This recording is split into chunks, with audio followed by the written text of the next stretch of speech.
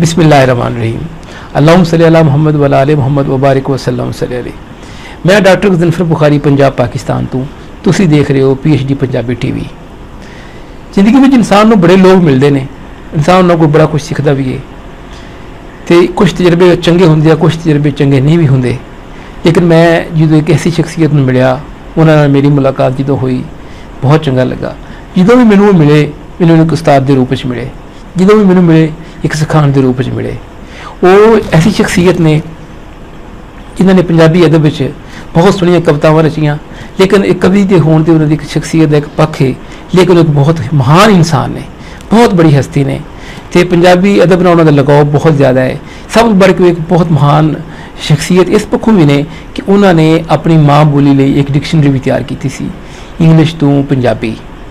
तो मैं अज उस शख्सियत नाल मुलाकात करवाने जा रहा हूँ, लेकिन किसी वजह तो साडा वीडियो लिंक अज नहीं चल सकिया, तो अज असीं उन्हां नाल टेलीफोन ते ही गल करांगे। मैं उसका उन्होंने शख्सियत का तारुफ तुहाडे नाल करवा दियाँ। उन्होंने नाम हैगा वे सरदार अमरजीत सिंह जी, पटियाला हिंदुस्तान तो। मैं जो भी उन्होंने गल करना, मैं कुछ ना कुछ सीखना उन्होंने को। मेरे सोहने कमली वाले आका हज़रत मुहम्मद अरबी सल्लल्लाहु अलैहि वसल्लम ने फरमाया, चंगी गल मोमन दी गुमशुदा पूंजी है, जितों लभे तुसीं लै लवो। तो मैं उन्होंने काफ़ी चीज़ां सीखियां ने।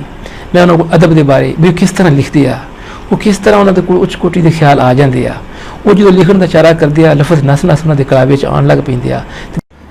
जो जिवें मैं कह रहा वहाँ कि लिखण का चारा करते हैं, कलम चकते हैं अमरजीत जी होनी, तो मेरा एक विचार है कि लफज जोड़े आ वो आपस में हथी पै जाते आ कि जनाब पहले मैनूं लिखो, मेरी बारी है। मैनूं इस तरह लगता कई दफ़ा। मैं अमरजीत सिंह अमनीस जी को वेलकम करना वा अपने PhD पंजाबी TV के स्टूडियो में। माफ़ी चाहना जी अज वीडियो लिंक ते। तो अमरजीत जी की हाल जी, खैरियत, तुसी ठीक ठाक हो? वालो सुनाओ। PhD पंजाबी TV ते तुसी अज साडे नाल गल कर रहे जी। वादा तो सी वीडियो लिंक का, लेकिन बस साडे बंदे पाग कि वीडियो लिंक नाल अज ना हो सकिया, कोई नैटवर्क नहीं ठीक हैगा। तो किदां जी तुसी ठीक जे? घर परिवार सारे ठीक आ? तो अपना तुहाडे को फिर पहला क्वेश्चन करने कि किदां दा लग रहा तुहानूं PhD पंजाबी TV ते आके, ते साडे देखण वालिआं नूं की कहोगे तुसी? ते नाल दो तीन सवाल इकट्ठे कर देने, क्योंकि टेलीफोन कॉल हैगा वे, इहदे विच थोड़ा जिहा वो आ जांदा प्रॉब्लम भी कई दफ़ा। ज़्यादा बार बार नहीं तुहानूं तंग करांगे। एक तुसी दसो कि कविता की आ, कविता किदां तुसी लिखदे जे, ते अपने बारे कुछ दसो, अपने कुछ जीवन बारे कुछ दसो तुसी साडे देखण वालिआं नूं। हाँ जी गज़नफ़र जी, धन्नवाद तुहाडा बहुत कि तुसीं मैनूं इन्ने ਸਰੋਤਿਆਂ ਦੇ ਦਰਸ਼ਕਾਂ ਦੇ रूबरू ਕਰਵਾਇਆ। ਤੇ ਇਸ ਦੇ ਨਾਲ ਹੀ ਮੈਂ ਤੁਹਾਡੇ PhD ਪੰਜਾਬੀ ਚੈਨਲ ਨੂੰ ਜਿਹੜਾ ਉਸ ਦਾ ਵੀ ਸ਼ੁਕਰਗੁਜ਼ਾਰ ਹਾਂ ਕਿ ਉਸਨੇ ਮੈਨੂੰ ਇੰਨੇ ਲੋਕਾਂ ਦੇ ਸਾਹਮਣੇ ਮੈਨੂੰ ਲਿਆਂਦਾ ਤੇ ਮੇਰੀ ਗੱਲ ਹੈ ਜਿਹੜੀ ਉਹਨਾਂ ਤੱਕ ਪਹੁੰਚਾਈ ਜਾ ਰਹੀ ਹੈ। ਤੇ ਆਪਾਂ ਜੋ ਵੀ ਕੁਝ ਬੋਲ ਰਹੇ ਹਾਂ ਸਾਰਿਆਂ ਦੇ ਸਾਹਮਣੇ ਮਤਲਬ ਜਾਏਗਾ। बहुत अच्छा लग्या।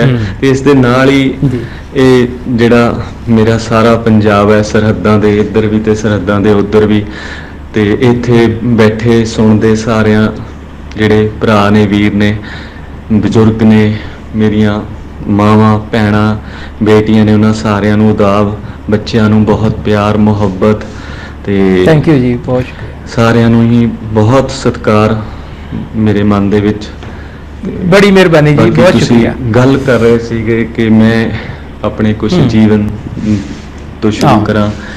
ते जीवन तो हर कदे मतलब इस तरह का हुंदा है कि अलग हुंदा है, किसी का भी एक वर्गा हुंदा नहीं, क्योंकि हालात ने जिहड़े वो सारे आंदे ही अलग अलग हुंदे ने। पर मैं ये जरूर देखदा कि जिहड़े बंदे थोड़े जे जज्बाती ने, इमोशनल ने, ਜਾਂ कोई ਹੋਰ ਤਰ੍ਹਾਂ ਦਾ ਉਹਨਾਂ ਦੇ ਮਨਾਂ 'ਚ, ਜਿਵੇਂ ਆਪਣੇ ਸਾਰੇ ਸੁਖਨਵਰ ਨੇ, ਸ਼ਾਇਰ ਨੇ, ਕਹਾਣੀਕਾਰ ਨੇ, ਨਾਵਲਕਾਰ ਨੇ, ਜਾਂ ਕੋਈ ਪੇਂਟਿੰਗ ਕਰਦਾ ਹੈ, ਕੋਈ ਚਿੱਤਰਕਾਰ ਹੈ, ਜਾਂ ਇਸ ਤਰ੍ਹਾਂ ਜੋ ਵੀ ਹੈ, ਕੋਈ ਵੀ ਕਿਸੇ ਦੇ ਵਿੱਚ ਕਲਾ ਹੈ, ਉਹ ਕੁਛ ਨਾ ਕੁਛ ਅਲੱਗ ਜ਼ਰੂਰ ਨੇ। ਉਹ ਭਾਵੇਂ ਉਹਨਾਂ ਦੀ ਮਤਲਬ ਸੋਚ ਅਲੱਗ ਹੈ, ਜਾਂ ਆਪਾਂ ਕਈ ਵਾਰੀ ਸੋਚਦੇ ਹਾਂ ਉਹਨਾਂ ਦੀ ਮਹਿਸੂਸਣ ਸ਼ਕਤੀ ਅਲੱਗ ਹੈ, ਪਰ ਇੱਕ ਜ਼ਰੂਰ ਗੱਲ ਹੈ ਕਿ ਉਹਨਾਂ ਦੇ ਵਿੱਚ ਇੱਕ ਭਟਕਣਾ ਜ਼ਰੂਰ ਹੁੰਦੀ ਹੈ।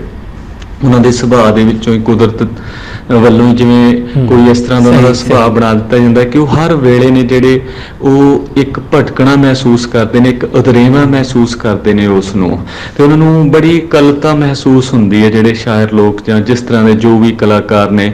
ਤੇ ਉਹਨਾਂ ਦਾ ਕਿਤੇ ਨਾ ਕਿਤੇ ਜਿੱਥੇ ਮਰਜ਼ੀ ਬੈਠੇ ਹੋਣ, ਉਹ ਜਿੱਥੇ ਮਰਜ਼ੀ ਵਿਚਰ ਰਹੇ ਹੋਣ, ਪਰ ਉਹਨਾਂ ਦੇ ਮਨ ਦੇ ਵਿੱਚ ਇੱਕ ਟਿਕਾ ਨਹੀਂ ਹੁੰਦਾ। ਪਤਾ ਨਹੀਂ ਇਹ ਕਿਉਂ ਹੈ ਜਾਂ ਕਿਸ ਤਰ੍ਹਾਂ। ਤਾਂ ਫਿਰ ਉਹਨਾਂ ਨੂੰ ਜਦੋਂ ਜਿਹੜੀ ਉਹ ਕਲਤਾ ਮਹਿਸੂਸ ਹੁੰਦੀ ਹੈ ਨਾ, ਉਸ ਦੇ ਵਿੱਚੋਂ ਉਹਨਾਂ ਨੂੰ ਇੰਝ ਲੱਗਦਾ ਹੁੰਦਾ ਹੈ ਕਿ ਅਸੀਂ ਬੜੇ ਇਕੱਲੇ ਹਾਂ, ਤੇ ਉਹਨਾਂ ਨੂੰ ਲੱਗਦਾ ਹੁੰਦਾ ਜੋ ਸਾਡੇ ਅੰਦਰ ਹੈ, ਜੋ ਕੋਈ ਗੱਲ ਹੈ, ਕੋਈ ਅਲੱਗ ਤਰ੍ਹਾਂ ਦੀ ਗੱਲ ਹੈ, ਉਹ ਉਹਨਾਂ ਨੂੰ ਲੱਗਦਾ ਹੁੰਦਾ ਹੈ ਕਿ ਇਸ ਨੂੰ ਕੋਈ ਸ਼ਾਇਦ ਹੋਰ ਸਮਝ ਨਹੀਂ ਰਿਹਾ, ਜਾਂ ਉਹ ਦੁਨੀਆ ਨੂੰ ਉਹ ਨਹੀਂ ਸਮਝ ਰਹੇ ਹੁੰਦੇ। ਤਾਂ ਇੱਕ ਉਹਨਾਂ ਦੇ ਵਿੱਚ ਇੱਕ ਰੁਕਾਵਟ ਮਹਿਸੂਸ ਹੁੰਦੀ ਹੈ ਉਸ ਦੇ ਵਿੱਚ, ਤੇ ਉੱਥੇ ਜਾ ਕੇ ਫਿਰ ਉਹ ਨਾ ਆਪਣੇ ਅੰਦਰ ਵਰਗਾ ਕੁਛ ਨਾ ਕੁਛ ਜੋ ਵੀ ਆ ਉਹ ਬਾਹਰ ਸਿਰਜਦੇ ਨੇ। ਉਹ ਜਿਹੜਾ ਕੁਛ ਬਾਹਰ ਸਿਰਜਿਆ ਜਾਂਦਾ, ਭਾਵੇਂ ਉਹ ਕਵਿਤਾ ਹੈ, ਕੋਈ ਵੀ ਕਿਸੇ ਤਰ੍ਹਾਂ ਦਾ ਰੂਪ ਹੈ ਸਾਹਿਤ ਦਾ, ਜਾਂ ਕੋਈ ਉਹ ਹਨਾ ਕੋਈ ਚਿੱਤਰ ਹੈ, ਕੋਈ ਕਿਸੇ ਦਾ ਭਾਵੇਂ ਕੋਈ ਬੁੱਤ ਬਣਾ ਰਿਹਾ ਹੈ, ਉਸ ਨੂੰ ਆਪਣੀ ਜਿਹੜੀ ਅੰਦਰਲੀ ਅਕਲਤਾ ਹੈ ਜਾਂ ਕੋਈ ਖਾਸ ਗੱਲ ਹੈ, ਉਸ ਵਰਗਾ ਜਦੋਂ ਉਹ ਬਾਹਰ ਦੇਖਦਾ ਨਾ, ਤੇ ਆਪਣਾ ਰਚਿਆ ਹੋਇਆ, ਆਪਣਾ ਬਣਾਇਆ ਹੋਇਆ, ਤਾਂ ਉਹਨੂੰ ਕੁਛ ਸਕੂਨ ਜ਼ਰੂਰ ਮਿਲਦਾ। ਤੇ ਦੂਜੀ ਗੱਲ, ਜਿਹੜੇ ਸੈਂਸਿਟਿਵ ਲੋਕ ਨੇ, ਜਿਹੜੇ ਮਤਲਬ ਇਸ ਤਰ੍ਹਾਂ ਦੇ ਜਜ਼ਬਾਤੀ ਲੋਕ ਨੇ, ਉਹ ਕਿਸੇ ਦਾ ਵੀ ਸਭ ਤੋਂ ਪਹਿਲਾਂ ਤਾਂ ਉਹ ਆਪਣੀ ਇਕੱਲਤਾ ਨੂੰ ਮਹਿਸੂਸ ਕਰਦੇ ਨੇ ਬਹੁਤ ਬੁਰੀ ਤਰ੍ਹਾਂ, ਜਾਂ ਉਹ ਦਰੀਮ ਹੈ, ਕੁਛ ਵੀ ਉਸ ਨੂੰ ਤੁਸੀਂ ਸ਼ਬਦ ਦੇ ਸਕਦੇ ਹੋ, ਆਪਣਾ ਆਪਣਾ ਤਰੀਕਾ ਮਹਿਸੂਸਣ ਦਾ ਵੀ ਉਸ ਨੂੰ। ਤੇ ਉਹ ਪਹਿਲਾਂ ਉਸ ਤਰ੍ਹਾਂ ਦਾ ਕੁਛ ਸਿਰਜਦੇ ਨੇ, ਫਿਰ ਉਸ ਨੂੰ ਪਹਿਚਾਣਦੇ ਨੇ, ਉਹ ਆਪਣੇ ਅੰਦਰ ਦੀ ਪੀੜ ਨੂੰ, ਕਲਤਾ ਨੂੰ, ਜਾਂ ਜੋ ਵੀ ਉਹਨਾਂ ਦਾ ਕੋਈ ਖਾਸ ਅਲੱਗ ਹੈ। ਤੇ ਉਸ ਤੋਂ ਬਾਅਦ ਫਿਰ ਉਹ ਹੌਲੀ ਹੌਲੀ ਉਸ ਪਹਿਚਾਣ ਦੀ ਵਜ੍ਹਾ ਨਾਲ ਉਹ ਜਿਹੜੇ ਪੂਰਾ ਸੰਸਾਰ ਹੈ, ਦੁਨੀਆ ਹੈ, ਪਰ ਜਿਹਨੂੰ ਆਪਾਂ ਕਹਿ ਦਿੰਦੇ ਹਾਂ, ਦੂਜੇ ਕਹਿ ਦਿੰਦੇ ਹਾਂ, ਉਹ ਉਹਨਾਂ ਦੇ ਵੀ ਦਰਦ ਪੀੜਾਂ ਜਿਹੜੀਆਂ ਉਸ ਨੂੰ ਮਹਿਸੂਸਣਾ ਸ਼ੁਰੂ ਕਰਦੇ ਨੇ ਉਸ ਨੂੰ। ਤੇ ਉਸ ਦੇ ਵਿੱਚੋਂ ਹੀ ਮਤਲਬ ਜਿਹੜੀ ਕੋਈ ਨਾ ਕੋਈ ਕਲਾ ਹੈ, ਉਹਨਾਂ ਦੀ ਜੋ ਵੀ ਰਚਨਾ ਹੈ, ਜਿਸ ਤਰ੍ਹਾਂ ਦਾ ਵੀ ਉਹਨਾਂ ਨੂੰ ਸ਼ੌਕ ਹੈ, ਜਿਸ ਤਰ੍ਹਾਂ ਦਾ ਵੀ ਉੱਧਰ ਉਹਨਾਂ ਦਾ ਝੁਕਾਅ ਹੋ ਗਿਆ, ਕਿਸੇ ਨੂੰ ਉਹੀ ਗੱਲ ਕਵਿਤਾ 'ਚ ਕਹਿ ਕੇ ਅੱਛੀ ਲੱਗੇਗੀ, ਕੋਈ ਉਸ ਨੂੰ ਕਹਾਣੀ 'ਚ ਅੱਛੀ ਕਹੇਗਾ, ਕੋਈ ਉਸ ਨੂੰ ਚਿੱਤਰਕਾਰੀ ਕਰਕੇ ਅੱਛੀ ਤਰੀਕੇ ਨਾਲ ਕਹੇਗਾ, ਤੇ ਕੋਈ ਬੁੱਤ ਤਰਾਸ਼ ਕੇ ਵੀ ਕਹਿ ਸਕਦਾ ਹੈ। ਤੇ ਕਈ ਵਾਰ ਕਿਸੇ ਦੀਆਂ ਗੱਲਾਂ ਹੀ, ਥੋੜੀ ਜਿਹੀ ਗੱਲ ਹੀ ਕਹੀ ਹੋਈ, ਉਹ ਸਾਰਾ ਕੁਝ ਕਹਿ ਜਾਂਦੀ ਹੈ। ਤੇ ਇਸ ਤਰ੍ਹਾਂ ਮਤਲਬ ਮੈਂ ਸੋਚਦਾ ਜਿਹੜੀ ਰਚਨਾਵਾਂ ਨੇ, ਜਿਹੜੀਆਂ ਆਪਾਂ ਕੁਝ ਵੀ ਰਚਦੇ ਹਾਂ, ਕਵਿਤਾ ਦੀ ਗੱਲ ਆਪਾਂ ਕਰਾਂਗੇ ਕਿਉਂਕਿ ਮੈਂ ਕਵਿਤਾ ਨਾਲ ਹੀ ਸੰਬੰਧਿਤ ਹਾਂ, ਤਾਂ ਮੈਂ ਇੱਥੇ ਮਤਲਬ ਗੱਲ ਕਰਾਂਗਾ ਕਿ ਮੈਂ ਕਿਵੇਂ ਕਵਿਤਾ ਵੀ ਲਿਖੀ, ਕਿ ਕਵਿਤਾ ਕੀ ਹੁੰਦੀ ਹੈ, ਮੈਂ ਉਹ ਸਾਂਝੀ ਕਰਦਾ ਸਾਰਿਆਂ ਨਾਲ ਕਿ ਕੀ ਹੁੰਦੀ ਹੈ। ਉਹ ਇੱਕ ਕਿਸਮ ਦੀ ਇਹ ਹੈ ਕਿ ਆਪਣੀ ਪੀੜ ਤੋਂ ਲੈ ਕੇ ਦੂਜਿਆਂ ਦੀ ਪੀੜ ਨੂੰ ਕਿੱਥੋਂ ਤੱਕ ਮਹਿਸੂਸ ਜਾ ਸਕਦਾ ਹੈ, ਉਹ ਇਸ ਤਰ੍ਹਾਂ ਦੀ ਗੱਲ ਹੈ। ਸੋ ਮੈਂ ਸਾਰੇ ਸਰੋਤਿਆਂ ਦੇ ਦਰਸ਼ਕ ਵੀਰਾਂ ਨਾਲ ਸਾਂਝੀ ਕਰਾਂਗਾ। ਕਵਿਤਾ। ਤੈਨੂੰ ਕਦੇ ਕਦੇ ਯਾਦ ਕਰਦਾ ਹਾਂ ਤਾਂ ਲੱਖਾਂ ਗੱਲਾਂ ਤੈਨੂੰ ਸੁਣਾਉਣ ਲਈ ਦਿਲ 'ਚ ਆਉਂਦੀਆਂ ਨੇ, ਤੇ ਫਿਰ ਜੀਭ ਤੱਕ ਪਹੁੰਚਦੀਆਂ ਡਾਢੀ ਚੁੱਪ ਹੋ ਜਾਂਦੀਆਂ ਨੇ, ਤੇ ਮੈਂ ਸੋਚਦਾ ਕਵਿਤਾ ਇਸ ਡਾਢੀ ਚੁੱਪ ਚੋਂ ਹੀ ਵਿਗਸਦੀ ਹੈ। ਵਾਹ ਵਾਹ। ਕਵਿਤਾ ਤੇਰੀ ਯਾਦ ਨਾਲ ਗੱਲਾਂ ਕਰਨੀਆਂ ਨੇ। ਵਾਹ। ਕਵਿਤਾ ਤੇਰੀ ਗੈਰ ਹਾਜ਼ਰੀ ਦੀ ਪੀੜ ਹੈ। ਕਵਿਤਾ ਧੁਰ ਅੰਦਰ ਦੀ ਆਪਣੀ ਪੀੜ ਹੈ। ਕਵਿਤਾ ਪੀੜਾਂ ਦਾ ਅਨੁਭਵ ਹੈ। ਕਵਿਤਾ ਮੇਰੀ ਪੀੜ ਤੋਂ ਤੇਰੀ ਪੀੜ ਤੱਕ ਦਾ ਸਫ਼ਰ ਵੀ ਹੈ। ਕਵਿਤਾ ਪੀੜਾਂ ਦੀ ਨਿਸ਼ਾਨਦੇਹੀ ਵੀ ਹੈ। ਕਵਿਤਾ ਇੱਕ ਦਿਨ ਮੱਲਮ ਬਣਨਾ ਵੀ ਲੋੜਦੀ ਹੈ। ਕਵਿਤਾ ਲੋਕਾਂ ਦੀ ਪੀੜ ਦੀ ਗੱਲ ਕਰਦੀ ਕਰਦੀ ਲੋਕ ਗੀਤ ਵੀ ਹੋ ਜਾਂਦੀ ਹੈ। ਕਵਿਤਾ ਇੱਕ ਦਿਨ ਪੀੜਾਂ ਨਾਲ ਜੂਝਣ ਲਈ ਵਾਰ ਵੀ ਹੋ ਜਾਂਦੀ ਹੈ। ਕਦੇ ਕਦੇ ਕਵਿਤਾ ਪੀੜਾਂ ਦੇ ਖਿਲਾਫ ਜੂਝਦਿਆਂ ਕੁਰਬਾਨੀ ਵੀ ਦਿੰਦੀ ਹੈ, ਤੇ ਉਸ ਸਮੇਂ ਕਵਿਤਾ ਕਵਿਤਾ ਨਹੀਂ, ਕਿਸੇ ਪਾਵਨ ਪੁਸਤਕ ਦਾ ਅਧਿਆਇ ਹੁੰਦੀ ਹੈ। ਧੰਨਵਾਦ। ਸੋ ਇਸ ਤਰ੍ਹਾਂ ਜਿਹੜੀ ਕਵਿਤਾ, ਉਸ ਦੇ ਵਿੱਚ ਵੀ ਸਾਡੀ ਜਿਉਂ-ਜਿਉਂ ਸੋਚ ਪ੍ਰੌੜ ਹੁੰਦੀ ਜਾਂਦੀ ਹੈ, ਮੈਚਿਓਰਟੀ ਆਉਂਦੀ ਜਾਂਦੀ ਹੈ, ਤਾਂ ਸਾਡੀ ਕਵਿਤਾ ਦਾ ਜਿਹੜਾ ਕਲੇਵਰ ਕਹਿ ਲਓ, ਉਸ ਨੂੰ ਕੈਨਵਸ ਕਹਿ ਲਓ, ਉਹ ਉਨਾ ਹੀ ਫੈਲਦਾ ਜਾਂਦਾ ਹੈ। ਤੁਸੀਂ ਜਿਵੇਂ ਕਹਿ ਰਹੇ ਸੀ ਕਿ ਪੀੜ ਮਹਿਸੂਸ ਜਗਤ ਪੱਧਰ ਦੀ ਹੋਣ ਲੱਗ ਪੈਂਦੀ ਆ, ਮੈਂ ਤੁਹਾਡੀ ਕਵਿਤਾ ਪੜ੍ਹੀ। ਪਸ਼ਾਵਰ 'ਚ ਆਰਮੀ ਪਬਲਿਕ ਸਕੂਲ ਤੇ ਸਾਡੇ ਮੰਦੇ ਭਾਗ ਪਾਕਿਸਤਾਨ ਦੇ ਦੁਸ਼ਮਣਾਂ ਨੇ ਹਮਲਾ ਕੀਤਾ, ਸਾਡੇ ਬੱਚੇ ਸ਼ਹੀਦ ਹੋ ਗਏ ਉੱਥੇ। ਬੜੀ ਹਰਕ ਵਾਲੀ, ਬੜੀ ਤਕਲੀਫ ਵਾਲੀ ਗੱਲ ਹੈ। ਧਮਾਕਾ ਪਸ਼ਾਵਰ 'ਚ ਹੋਇਆ, ਤਕਲੀਫ ਅਮਰਜੀਤ ਜੀ ਤੁਹਾਨੂੰ ਉੱਥੇ ਪਟਿਆਲੇ ਮਹਿਸੂਸ ਹੋਈ। ਇਹ ਇੱਕ ਜਗਤ ਪੱਧਰ ਦਾ ਜਿਹੜਾ ਹੁੰਦਾ ਨਾ ਜੀ, ਤਖਲੀਕਕਾਰ, ਦੁੱਖ ਮਹਿਸੂਸ ਕਰਨਾ, ਉਹੀ ਤੁਸੀਂ ਗੱਲ ਜਿਹੜੀ ਕਰ ਰਹੇ ਸੀ। ਅੱਛਾ, ਮੈਂ ਤੁਹਾਡੇ ਨਾਲ ਕਰਾਂਗਾ ਤੇ ਉਹ ਇੱਕ ਤੁਹਾਡੀ ਕਵਿਤਾ ਮੈਂ ਪੜ੍ਹੀ, ਬਲਕਿ ਬੜੀ ਦਫਾ ਉਹ ਮੈਂ ਪੜ੍ਹੀ, ਬੜੀ ਅੱਛੀ ਲੱਗਦੀ ਮੈਨੂੰ, ਸਰਹੱਦਾਂ, ਤੇ ਉਸ ਬਾਰੇ ਕੋ ਆਪਣੇ ਵਿਚਾਰ ਸਾਂਝੇ ਕਰੋ। ਮੈਂ ਚਾਹਾਂਗਾ ਕਿ ਤੁਸੀਂ ਜ਼ਿਆਦਾ ਤੋਂ ਜ਼ਿਆਦਾ ਬੋਲੋ। ਹੈਲੋ ਹੈਲੋ, ਤੁਹਾਨੂੰ ਆਵਾਜ਼ ਆ ਰਹੀ? ਹੈਲੋ ਹੈਲੋ ਹੈਲੋ ਹੈਲੋ, ਅੱਛਾ ਜੀ, ਠੀਕ ਠੀਕ ਹਾਂਜੀ, ਆਵਾਜ਼ ਤੁਹਾਡੀ ਆ ਰਹੀ ਹੈ ਗਜ਼ਨਫਰ ਜੀ। ਤੁਸੀਂ ਆਪਣਾ ਸਰਹੱਦਾਂ ਕਵਿਤਾ ਜੀ ਸਾਂਝੀ ਕਰੋ ਸਾਡੇ ਨਾਲ ਜੀ। ਹਾਂਜੀ, ਤੁਸੀਂ ਸਰਹੱਦਾਂ ਕਵਿਤਾ ਦੀ ਪਹਿਲਾਂ ਵੀ ਕਈ ਵਾਰੀ ਗੱਲ ਕੀਤੀ ਹੈ, ਕਈ ਵਾਰੀ ਹਾਂਜੀ, ਜ਼ਿਕਰ ਹਾਂਜੀ। ਕੀਤਾ ਇਸ ਦਾ। ਤੇ ਸਰਹੱਦਾਂ ਕਵਿਤਾ ਜਿਹੜੀ ਅਸਲ ਦੇ ਵਿੱਚ ਮਤਲਬ ਸਰਹੱਦਾਂ ਦੇ ਵਿਰੋਧ 'ਚ ਹੈ। ਮੈਂ ਖੁਦ ਵੀ ਚਾਹੁੰਦਾ, ਜਾਂ ਅਸੀਂ ਸਾਰੇ ਹੀ ਚਾਹੁੰਦੇ, ਜੋ ਵੀ ਅੱਛੀ ਸੋਚ ਵਾਲਾ ਇਨਸਾਨ ਹੈ, ਜੋ ਵੀ ਮਤਲਬ ਮਨੁੱਖਤਾ ਦਾ ਭਲਾ ਚਾਹੁਣ ਵਾਲਾ, ਜਿਸ ਤੋਂ ਮਨੁੱਖਤਾ ਦੇ ਦੁੱਖ ਨਹੀਂ ਦੇਖੇ ਜਾਂਦੇ, ਜੋ ਵੀ ਹੈ, ਜੋ ਵੀ ਤੁਸੀਂ ਕਹਿ ਲਓ ਜਜ਼ਬਾਤੀ ਬੰਦਾ ਨਾ, ਉਹ ਐਵੇਂ ਦੀਆਂ ਵੰਡੀਆਂ, ਐਵੇਂ ਦੀਆਂ ਸਰਹੱਦਾਂ ਦੇ ਖਿਲਾਫ ਹੀ ਹੁੰਦਾ ਉਹ। ਕਿਉਂਕਿ ਇਹਨਾਂ ਸਰਹੱਦਾਂ ਨੇ ਜਦੋਂ ਉਸਰੀਆਂ ਹੁੰਦੀਆਂ ਨੇ, ਉਦੋਂ ਵੀ ਬੜਾ ਜ਼ਿਆਦਾ ਲੋਕਾਂ ਦੇ ਮਨਾਂ ਦੇ ਵਿੱਚ ਨਫ਼ਰਤ ਭਰੀ ਹੁੰਦੀ ਹੈ। ਫਿਰ ਜਦੋਂ ਇਹ ਸਰਹੱਦਾਂ ਉਸਰਦੀਆਂ ਨੇ ਨਾ, ਉਦੋਂ ਬਹੁਤ ਇਹਨਾਂ ਨੇ ਕੀਮਤ ਸਾਡੇ ਤੋਂ ਚੁਕਵਾਈ ਹੁੰਦੀ ਹੈ। ਆਪਾਂ ਸਾਹਮਣੇ, ਸਾਡੇ ਤਾਂ ਪੰਜਾਬੀਆਂ ਦੇ ਸਾਹਮਣੇ ਹੀ ਦੇ ਸਾਰਾ ਦੇਸ਼ ਸੀ ਜਿਹੜੇ ਉਹ ਆਜ਼ਾਦੀ ਦਾ ਜਸ਼ਨ ਮਨਾ ਰਹੇ ਸੀ, ਤੇ ਅਸੀਂ ਪੰਜਾਬੀ ਉਦੋਂ ਆਪਣੇ ਬਿਲਕੁਲ ਭਰਾਵਾਂ ਦੇ ਖੂਨ ਨਾਲ ਹੀ ਹੱਥ ਰੰਗ ਰਹੇ ਸੀ। ਤੇ ਇਸ ਕਰਕੇ ਮੈਨੂੰ ਖੁਦ, ਮੇਰੇ ਜਿਹੜੇ ਸੀਗੇ ਵੱਡੇ ਵਡੇਰੇ ਬਜ਼ੁਰਗ, ਉਹ ਪਾਕਿਸਤਾਨ ਤੋਂ ਆਏ ਸੀ। ਸਰਹੱਦਾਂ ਜਦੋਂ ਬਣੀਆਂ ਹੱਲੇ ਪਏ 1947 ਦੇ ਵੇਲੇ, ਤੇ ਉਹਨਾਂ ਦਾ ਹਮੇਸ਼ਾ ਜ਼ਿਕਰ ਕਰਦੇ ਹੁੰਦੇ ਸੀ ਵੀ ਐਵੇਂ ਐਵੇਂ ਹੋਇਆ। ਤੇ ਉਹ ਸੁਣ ਕੇ, ਭਾਵੇਂ ਮੈਂ ਉਸ ਟਾਈਮ ਬੱਚਾ ਸੀ, ਆਪਣੇ ਦਾਦੇ ਹੋਰਾਂ ਤੋਂ ਸੁਣਦਾ ਹੁੰਦਾ ਸੀ, ਹੋਰ ਪਿਤਾ ਜੀ ਦੀਆਂ ਭੂਆ ਸੀਗੀਆਂ ਬਜ਼ੁਰਗ, ਉਹ ਉਹਨਾਂ ਨੇ ਗੱਲ ਕਰਨਾ, ਉੱਥੇ ਰਹਿ ਗਈਆਂ ਚੀਜ਼ਾਂ ਦਾ, ਉੱਥੇ ਰਹਿ ਗਈਆਂ ਉਹਨਾਂ ਦੇ ਜਿਹੜੀਆਂ ਸਹੇਲੀਆਂ ਸੀਗੀਆਂ ਉਹਨਾਂ ਦਾ ਜ਼ਿਕਰ, ਦਾਦੇ ਹੋਰਾਂ ਨੇ ਉੱਥੋਂ ਦੀਆਂ ਗੱਲਾਂ ਕਰਨੀਆਂ, ਤੇ ਉਹਨਾਂ ਦੇ ਸ਼ਬਦਾਂ ਦੇ ਵਿੱਚੋਂ ਮੈਨੂੰ ਦਿਸਦਾ ਹੁੰਦਾ ਕਿ ਕਿੰਨਾ ਦੁੱਖ ਹੈ, ਕਿੰਨਾ ਉਹਨਾਂ ਦੇ ਅੰਦਰ ਉਦਰੇਵਾਂ ਹੈ। ਤੇ ਮੈਂ ਕਈ ਵਾਰੀ ਹੌਲੀ ਹੌਲੀ ਫਿਰ ਮਹਿਸੂਸਣਾ ਕਿ ਇਹਨਾਂ ਲਈ ਕਿੰਨਾ ਦੁੱਖ ਹੈ ਕਿ ਜਿਹੜੀਆਂ ਪੈਲੀਆਂ ਦੇ ਵਿੱਚ, ਖੇਤਾਂ ਦੇ ਵਿੱਚ, ਜਿਹੜੇ ਰਸਤਿਆਂ ਦੇ ਉੱਤੇ ਤੁਰਦੇ ਫਿਰਦੇ ਰਹੇ ਬਚਪਨ ਦੇ ਵਿੱਚ, ਜਿਨ੍ਹਾਂ ਦੇ ਉੱਤੇ ਇਹਨਾਂ ਦੀਆਂ ਪੈੜਾਂ ਲੱਗੀਆਂ, ਜਿਹੜੇ ਘਰ ਸੀ ਜਿੱਥੇ ਬਾਹਰੋਂ ਮੀਂਹ ਵੇਲੇ, ਧੁੱਪ ਵੇਲੇ, ਠੰਡ ਵੇਲੇ ਜਿਸ ਘਰ 'ਚ ਆ ਕੇ ਇਹ ਸ਼ਰਨ ਲੈ ਲੈਂਦੇ ਸੀ, ਵੜ ਜਾਂਦਾ, ਜਿਸ ਨੂੰ ਬੰਦਾ ਇੰਨੇ ਸੱਧਰਾਂ ਚਾਵਾਂ ਨਾਲ ਬਣਾਉਂਦਾ ਹੁੰਦਾ, ਜਾਂ ਮਾਤਾ ਪਿਤਾ ਨੇ ਬਣਾਇਆ ਹੁੰਦਾ, ਉਹਨਾਂ ਘਰਾਂ ਨੂੰ ਛੱਡ ਜਾਣਾ। ਕੋਈ ਇੱਕ ਬੰਦੇ ਨੇ ਥੋੜਾ ਛੱਡਿਆ ਸੀ, ਸਰਹੱਦਾਂ ਦੇ ਦੋਵੇਂ ਪਾਸੇ ਕਿੰਨੇ ਪਰਿਵਾਰਾਂ ਨੇ ਛੱਡਿਆ। ਤੇ ਇਹ ਸਰਹੱਦਾਂ ਦੀ ਕੀਮਤ ਸਾਨੂੰ 10 ਲੱਖ ਜਿਹੜੀਆਂ ਜਿੰਦਾਂ ਨੇ, ਉਹ ਪਿਆਰੀਆਂ ਜਿੰਦਾਂ, ਜਿਹੜੀਆਂ ਕਹਿ ਲਓ ਜੀ, ਮਤਲਬ ਕੁਛ ਵੀ ਕਹਿ ਸਕਦੇ ਹਾਂ ਆਪਾਂ, ਉਹ ਜੀ ਸੀਗੇ ਜਿਹੜੇ ਸਾਡੇ ਹੀ ਪਰਿਵਾਰਾਂ ਦੇ, ਸਾਡੇ ਹੀ ਭਰਾ ਭੈਣ ਸੀਗੇ।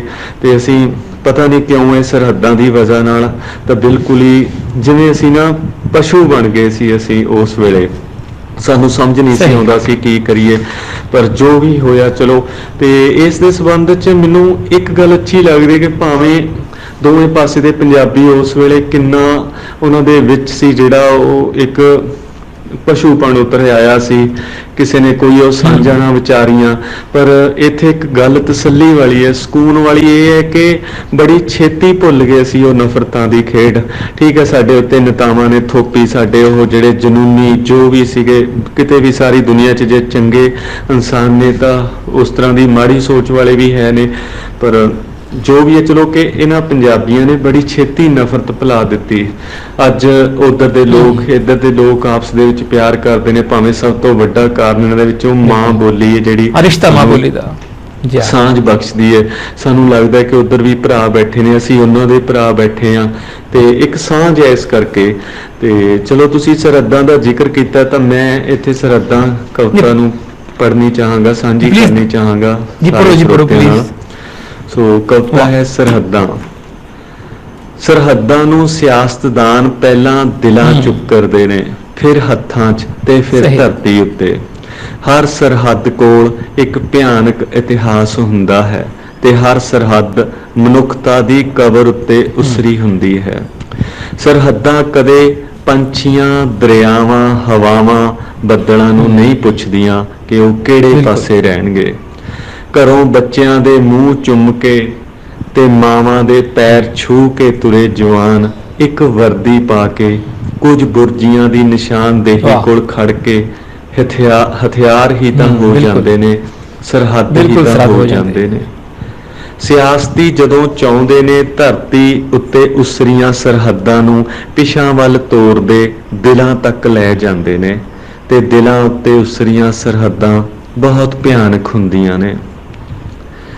ਸਰਹੱਦਾਂ ਤੋਂ ਹਜ਼ਾਰਾਂ ਮੀਲ ਦੂਰ ਕੁਰਸੀਆਂ ਉੱਤੇ ਬੈਠੀ ਜੀਭ ਜਦੋਂ ਅੱਗ ਉਗਲਦੀ ਹੈ ਤਾਂ ਪਹਿਲਾਂ ਸੇਕ ਸਰਹੱਦਾਂ ਉੱਤੇ ਉੱਪੜਦਾ ਹੈ। ਜਿੱਥੋਂ ਫੇਰੇ ਸੇਕ ਆਮ ਘਰਾਂ ਵੱਲ ਪਰਤਦਾ ਹੈ ਤੇ ਬੱਚਿਆਂ ਦੀਆਂ ਗੱਲਾਂ ਨੂੰ ਜਾ ਲੂੰਦਾ ਹੈ, ਮਾਵਾਂ ਦੇ ਪੈਰੀਂ ਪੱਥਰ ਬੰਨ੍ਹਦਾ ਹੈ। ਸਹੀ। ਸਰਹੱਦਾਂ ਦੇ ਦੋਵੇਂ ਪਾਸੇ ਭਾਸ਼ਾ ਅਲੱਗ-ਅਲੱਗ ਹੋ ਸਕਦੀ ਹੈ, ਰੰਗ ਕੁਝ ਵੱਖਰੇ ਹੋ ਸਕਦੇ ਨੇ, ਪਰ ਅੱਖਾਂ 'ਚੋਂ ਹੰਝੂ ਇੱਕੋ ਤਰ੍ਹਾਂ ਦੇ ਸਿਮਦੇ ਨੇ, ਹਾਸੇ ਵੀ ਇੱਕੋ ਤਰ੍ਹਾਂ ਦੇ, ਕਿਲਕਾਰੀਆਂ ਵੀ ਇੱਕੋ ਤਰ੍ਹਾਂ ਦੀਆਂ, ਲਹੂ ਵੀ ਇੱਕੋ ਤਰ੍ਹਾਂ ਦੇ, ਤੇ ਮਾਂ ਦੇ ਦੁੱਧ ਦਾ ਸਵਾਦ ਵੀ ਇੱਕੋ ਤਰ੍ਹਾਂ ਦਾ ਹੁੰਦਾ ਹੈ। ਸਰਹੱਦਾਂ ਤੋਂ ਮਾਵਾਂ ਬਹੁਤ ਡਰਦੀਆਂ ਨੇ, ਪਰ ਤਖਤਾਂ ਦੇ ਬਣਨ ਲਈ ਰੁੱਖ ਨਹੀਂ ਸਰਹੱਦਾਂ ਚਾਹੀਦੀਆਂ ਨੇ। ਸਰਹੱਦਾਂ ਤਕੜਿਆਂ ਤੋਂ ਡਰਦੀਆਂ ਦੂਰ ਦੂਰ ਰਹਿੰਦੀਆਂ ਨੇ, ਪਰ ਸਰਹੱਦਾਂ ਸਦਾ ਮਾੜਿਆਂ ਵੱਲ ਨੂੰ ਸਰਕਦੀਆਂ ਰਹਿੰਦੀਆਂ ਨੇ। ਧਰਤੀ ਉੱਤੇ ਹਰ ਥਾਂ ਕਦੇ ਨਾ ਕਦੇ ਸਰਹੱਦਾਂ ਰਹੀਆਂ ਨੇ, ਤੇ ਕੋਈ ਸਰਹੱਦ ਸਦੀਵੀ ਨਹੀਂ, ਤੇ ਕੋਈ ਸਰਹੱਦ ਸਦੀਵੀ ਨਹੀਂ। ਧਰਤੀ ਦੇ ਜਾਏ ਜਦੋਂ ਵੀ ਕਿਸੇ ਸਰਹੱਦ ਦੇ ਖਿਲਾਫ ਹੋਏ ਨੇ, ਉਹ ਸਰਹੱਦ ਢਹਿ ਵੀ ਜਾਂਦੀ ਹੈ, ਉਹ ਸਰਹੱਦ ਢਹਿ ਵੀ ਜਾਂਦੀ ਹੈ। ਧੰਨਵਾਦ। ਨਹੀਂ ਜੀ, ਤੁਹਾਡਾ ਧੰਨਵਾਦ ਜੀ, ਤੁਹਾਡਾ ਧੰਨਵਾਦ। ਇੰਨੀ ਅੱਛੀ ਤੁਸੀਂ ਨੇ ਸਾਨੂੰ ਆਪਣੀ ਨਜ਼ਮ ਸੁਣਾਈ ਤੇ ਬਹੁਤ ਸੋਹਣਾ ਤੁਸੀਂ ਨੇ ਆਪਣੀ ਨਜ਼ਮ, ਮੈਨੂੰ ਬੜੀ ਪਸੰਦ ਹੈ ਤੁਹਾਡੀ ਇਹ ਨਜ਼ਮ। ਮੈਂ ਵੀ ਕੁਝ ਥੋੜ੍ਹੀਆਂ ਜਿਹੀਆਂ ਚੀਜ਼ਾਂ ਤੁਹਾਡੇ ਨਾਲ ਸਾਂਝੀਆਂ ਕਰਾਂਗਾ ਕਿ ਪਾਕਿਸਤਾਨ ਬਣਿਆ, ਪੰਜਾਬ ਨੇ ਬੜੀ ਕੀਮਤ ਚੁਕਾਈ। ਇੱਕ ਵੱਡਾ ਮਕਸਦ ਹੁੰਦਾ ਅਮਰਜੀਤ ਜੀ, ਇੱਕ ਜਿਹੜਾ ਮਕਸਦ ਆ ਉਹ ਦਾ ਦਾਇਰਾ ਵਸੀਅ ਆ ਮੁਲਕ ਦਾ, ਪੰਜਾਬ ਤੱਕ ਪਾਕਿਸਤਾਨ ਬਣ ਗਿਆ। ਬੜੀਆਂ ਕੁਰਬਾਨੀਆਂ ਦਿੱਤੀਆਂ, ਬਹੁਤ ਲੋਕ ਸ਼ਹੀਦ ਹੋਏ, ਬਹੁਤ ਲੋਕ ਅੱਲਾ ਨੂੰ ਪਿਆਰੇ ਹੋਏ। ਤੇ ਬਸ ਉਹ ਕਿਵੇਂ ਉਹ ਕਹਿੰਦੇ ਹੁੰਦੇ ਨਾ ਜੀ ਕਿ ਬੜੀ ਅੱਗੇ ਵੀ ਬੜੀ ਦਫਾ ਗੱਲ ਕਰਨਾ ਵਾ ਕਿ ਦੋ ਗਵਾਡੀਆਂ ਦੇ ਵਿਚਕਾਰ, ਘਰ ਦੇ ਵਿਚਕਾਰ ਕੰਧ ਹੋਵੇ ਨਾ, ਉਹ ਕੰਧ ਨੂੰ ਤੁਸੀਂ ਦੇਖੋ, ਉਸ ਕੰਧ ਦੀ ਕਦਰ ਕਰੋ, ਤੇ ਇੱਕ ਬੂਹਾ, ਇੱਕ ਦਰਵਾਜ਼ਾ ਰੱਖ ਲਓ ਆਉਣ ਜਾਣ ਲਈ। ਕਿਉਂਕਿ ਸਾਡੇ ਪਿਆਰੇ ਨਬੀ ਪਾਕ ਸੱਲੱਲਾਹੁ ਅਲੈहि ਵਸੱਲਮ, ਮੇਰੇ ਸੋਹਣੇ ਕਮਲੀ ਵਾਲੇ ਆਕਾ ਹਜ਼ਰਤ ਮੁਹੰਮਦ ਅਰਬੀ ਸੱਲੱਲਾਹੁ ਅਲੈहि ਵਸੱਲਮ ਨੇ ਗੁਆਂਢੀਆਂ ਦੇ ਨਾਲ ਖਾਸ ਤੌਰ 'ਤੇ ਚੰਗਾ ਵਰਤਾਰੇ ਦਾ ਹੁਕਮ ਫਰਮਾਇਆ। ਤੇ ਸਾਨੂੰ ਚਾਹੀਦਾ ਹੈ ਬਿਲਕੁਲ ਕਿ ਨਫ਼ਰਤਾਂ ਭੁਲਾ ਕੇ ਆਪਸ ਦੇ ਵਿੱਚ ਪਿਆਰ ਮੁਹੱਬਤ ਨਾਲ ਰਹੀਏ। ਤੇ ਬਿਲਕੁਲ ਜੀ, ਬਹੁਤ ਸੋਹਣੀ ਗੱਲ ਕੀਤੀ ਤੁਸੀਂ ਨੇ, ਬੜਾ ਦਿਲ ਖੁਸ਼ ਹੋਇਆ। ਤੁਹਾਡੇ ਬਜ਼ੁਰਗ ਇੱਥੋਂ ਆਪਣਾ ਪਾਕਿਸਤਾਨ ਦੇ ਸਨ, ਬਹੁਤ ਅੱਛਾ ਲੱਗਾ ਇਹ ਗੱਲ ਸੁਣ ਕੇ ਵੀ। ਅੱਛਾ, ਤੁਹਾਡੇ ਕੋਲ ਜਦੋਂ ਮੈਂ ਤੁਹਾਡੀ ਨਜ਼ਮਾਂ ਪੜ੍ਹਨਾ ਵਾ, ਦੇਖਣਾ ਵਾ, ਤੇ ਬੜੇ ਸੋਹਣੇ ਸ਼ਬਦ ਤੁਸੀਂ ਵਰਤਦੇ ਜੇ। ਕਿੱਥੋਂ ਸ਼ਬਦ ਆਏ ਨੇ ਤੁਹਾਡੇ ਕੋਲ? ਮੈਂ ਮਤਲਬ ਮੈਂ ਹੁਣ ਕਿਉਂਕਿ ਖੁਦ ਵੀ ਇਹ ਦੇਖਣਾ ਵਾ ਵੀ ਕਿ ਲਫ਼ਜ਼ਾਂ ਨਾਲ ਰੋਜ਼ ਮੇਰਾ ਵੀ ਵਾਹ ਪੈਂਦਾ। ਰੋਜ਼ਾਨਾ ਸਵੇਰੇ ਉੱਠਦਿਆਂ, ਰਾਤੀ ਸੌਣ ਤੋਂ ਪਹਿਲਾਂ ਵੀ ਕੁਛ ਨਾ ਕੁਛ ਪੜ੍ਹ ਕੇ, ਸਵੇਰੇ ਉੱਠ ਕੇ ਵੀ ਸਾਰਾ ਦਿਨ ਲਫ਼ਜ਼ਾਂ ਦੇ ਨਾਲ ਇੱਕ ਸੰਬੰਧ ਆ, ਤਾਲੁਕ ਆ ਮੇਰਾ। ਲੇਕਿਨ ਤੁਹਾਡੇ ਕੋਲ ਜਦੋਂ ਮੈਂ ਲਫ਼ਜ਼ ਦੇਖਣਾ ਵਾ ਨਾ, ਬੜਿਆ ਭੰਡਾਰ ਆ ਤੁਹਾਡੇ ਕੋਲ। ਤੇ ਇੱਕ ਤੁਸੀਂ ਨੇ ਡਿਕਸ਼ਨਰੀ ਲਿਖੀ ਸੀ, ਮੈਨੂੰ ਤੁਸੀਂ ਦੱਸਿਆ ਸੀ ਇੱਕ ਦਿਨ, ਤੇ ਕਿ ਇੱਕ ਡਿਕਸ਼ਨਰੀ ਤੁਸੀਂ ਨੇ ਲਿਖੀ ਸੀ ਸ਼ਾਇਦ 2007 ਤੇ, ਅਗਰ ਮੈਂ ਗਲਤ ਨਹੀਂ ਕਹਿ ਰਿਹਾ, ਤੇ ਉਸ ਬਾਰੇ ਵੀ ਤੁਸੀਂ ਆਪਣੇ ਕੋਈ ਵਿਚਾਰ ਸਾਂਝੇ ਕਰੋ ਸਾਡੇ ਸੁਣਨ ਵਾਲਿਆਂ ਨਾਲ। ਹੈਲੋ ਜੀ। ਹਾਂਜੀ, ਤੁਸੀਂ ਸ਼ਬਦਾਂ ਦੀ ਗੱਲ ਕਰ ਰਹੇ ਹੋ। ਤੇ ਦੇਖੋ, ਸ਼ਬਦ ਅਸੀਂ ਸਾਡੇ ਸਭ ਤੋਂ ਪਹਿਲਾਂ ਨੇ ਜਿਹੜੇ ਅਸੀਂ ਜਿੰਨੇ ਵੀ ਕਿਸੇ ਮਨੁੱਖਾਂ ਕੋਲ ਸ਼ਬਦ ਨੇ, ਉਹ ਸਭ ਤੋਂ ਪਹਿਲਾਂ ਉਹਨਾਂ ਨੇ ਆਪਣੀਆਂ ਮਾਵਾਂ ਤੋਂ ਸਿੱਖੇ ਹੁੰਦੇ ਨੇ, ਤੇ ਮਾਵਾਂ ਦੇ ਸਿਖਾਏ ਸ਼ਬਦ ਮੇਰੇ ਖਿਆਲ ਸਭ ਤੋਂ ਵੱਧ ਪਿਆਰੇ ਹੁੰਦੇ ਨੇ ਸ਼ਬਦ ਉਹ।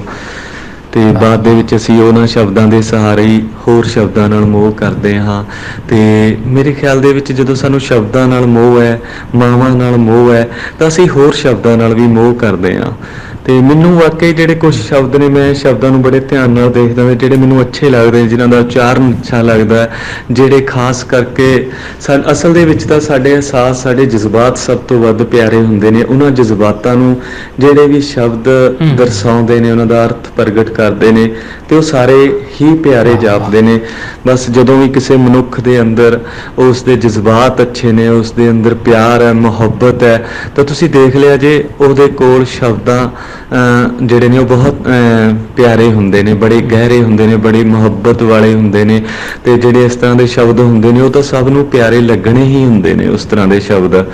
ਤੇ ਜਿੱਥੋਂ ਤੱਕ ਤੁਸੀਂ ਭੰਡਾਰ ਦੀ ਗੱਲ ਕਰ ਰਹੇ ਸੀ, ਵਾਕਈ ਚਲੋ ਆਪਣਾ ਆਪਣਾ ਹੁੰਦਾ। ਮੈਨੂੰ ਕੁਦਰਤੀ ਮੌਕਾ ਮਿਲਿਆ ਸੀ ਕਿ ਮੈਂ 2005 ਦੇ ਵਿੱਚ ਇੰਗਲਿਸ਼ ਟੂ ਵਾਹ, ਵਾਹ। ਪੰਜਾਬੀ ਡਿਕਸ਼ਨਰੀ ਤੇ ਕੰਮ ਕੀਤਾ ਸੀ।